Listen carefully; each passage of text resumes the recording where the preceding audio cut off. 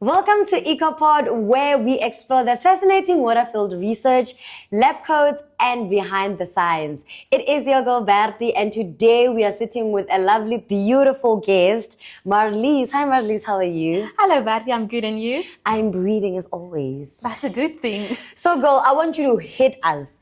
Tell me which leg, what are you doing, why are you doing it? Like, enlighten us. Okay, so I am a postdoctoral researcher, still a baby in that. I just finished my PhD. So I am part of the ecotoxicology leg of the WRG, and I'm focusing on more lab experiments and behavior of organisms and how contaminants influence them. Oh, that sounds very nice. So what organisms or ecosystems are you primarily working with? So primarily I work with organisms in the lab. So for instance, zebrafish or Danio. What's that? That is zebrafish, or Daphnia, water fleas, like these really small organisms, but they're actually quite cute if you look at them under the microscope. So I work with them mostly in the lab, but if I want to get out of the lab, I would like doing microcosm or mesocosm experiments. So that's looking at all the organisms that you can find in a system.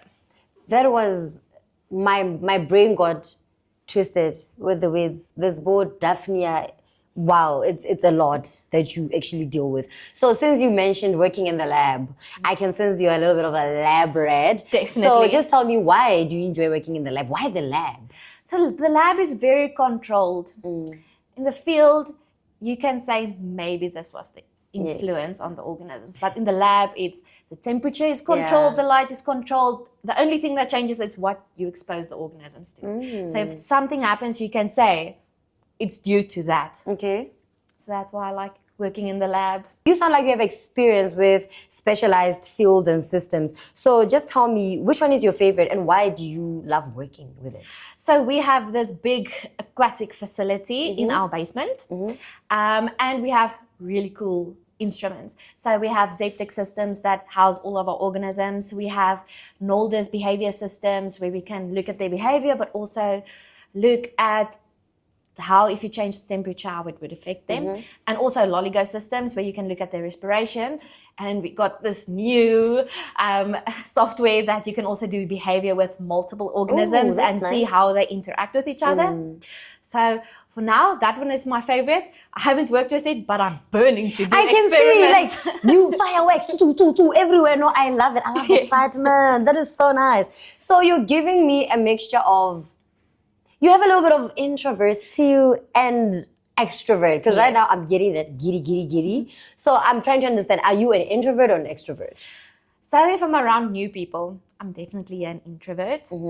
I'm actually very shy, but once you get to know me, I'm definitely a big extrovert. Then you will hear me from far away and you will know everything about my life. So then I'm an extrovert, but if I'm around new people, introvert. No, definitely. I get that. I really get that. I'm also like one and the same thing, because you need to read the atmosphere. You don't have to just jump in conversations and act like you know people. You understand? Obviously, the moment you just break out of that introvert shell, what do your colleagues like experience? Like your friends, family, who do they see? Who do they interact with? Especially your colleagues. So I'm definitely a person that will help anyone. I like helping where I can and giving advice where I can. So people will know they can depend on me, so they can come and ask me for help or advice, and I will talk a lot. And with what you're doing, it's very important, obviously. It has to do with the aquatic life. So what is it that you want the people in the world or the community that you're a part of to understand about what you're doing and its impact on the aquatic life? So I've worked with metals in the environment, and now I'm working more with pesticides in the environment. And people don't really know how bad some of these things are in the environment. They will just use it because it's in a shop. And you can put it on the weeds in your garden or spray it somewhere and it will kill all of the pests. That makes its way into the water, and then it has very bad effects. So the research that I'm doing is important because people don't know how bad Yeah. it actually is. So that's a very important part of what I am doing. So your research is basically raising an awareness to be aware of the things that we use and the advantages and disadvantages it might have in the aquatic life. Yes. No, I love that. Just a quick question of my own. Yes. Before you started to be part of WRG, was there ever another passion that you were undertaking or wanted to undertake? So when I was in high school, I wanted to become a teacher. But then my mom said, no, I'm too smart for that. So then I had to do something else. Yeah, I felt like that at the time because my mom is a teacher. And then I decided I want to do something in biology, but I didn't like zoology part of biology. I was just like, no, I don't like the animals. So I started with microbiology and physiology. And then I didn't like physiology in my first year. I didn't like it at all, but we were forced to have zoology as one of our subjects. Okay. So it was one of those that you have to have. And then I swapped over to microbiology and zoology. And I'm still in zoology working with animals. So yeah, and the goal is now to become a lecturer, to still do the teaching part. Yes, I see but the to vision. the bigger kids, if we can call them kids still. But I love the fact that you didn't allow your first dream to die out. You still found a way to still incorporate it, you know, because you can't die with regrets. Yes. You need to still be there and be like, children, your mommy did this. Yes. I did this. I didn't allow my dream to die. And that is an inspiration to other people. That no matter what life gives you and how life goes, you still have to reach that first dream that you've ever wanted in your life, you know? So now it's time for random fun question.